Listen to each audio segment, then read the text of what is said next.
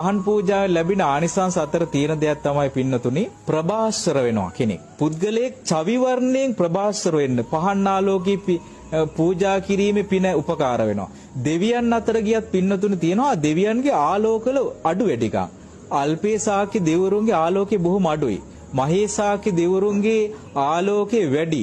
ඊට පස්සේ අප්පමානාභ වගේ දෙවිවරුන්ගේ ආලෝකය ගොඩක් තියෙනවා. ඒ විවිධාකාර ආලෝක තියෙන දෙවිවරුන්ගේ අතර ප්‍රභාස්වර ආලෝක තියෙන දෙවියන් අතර උපදින්නත් මෙන්න මේ පහන් පූජාවේ පින උපකාර වෙනවා. එතකොට ශරීර වර්ණය ලබා දෙනවා. ඒ වගේම දිවස් නුවණ ලබා ගන්න පහන් පූජා උපකාර වෙනවා.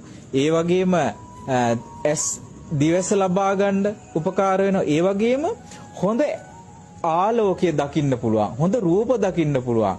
රෝග පීඩා වලින් බැහැර වුණා හොඳ S2ක් ලැබෙනවා යාට. ඒක පහන් පූජාවේ ආලෝක පූජාවේ ආනිසංශයක්.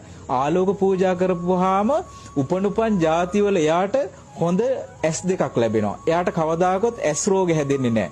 හොඳට අනිත් අයට දකින්න බැරි දේවල් එයාට දකින්න පුළුවන්කම ලැබෙනවා. සමහර අයට පින්නතුන උපතින්ම ලැබෙනවා මේ කර්මානුරූප දිවසක් වගේ එකක්. කර්මානුරූප දිවසක් කියන්නේ එයාට අනිත් අය පේන්නේ නැති දේවල් එයාට කර්මානුරූපව දකින්න පුළුවන් හැකියාවක් ලැබෙනවා. ඒකත් ලැබෙන්නේ පහන් පූජා කිරීමේ පිනක් වශයෙන්.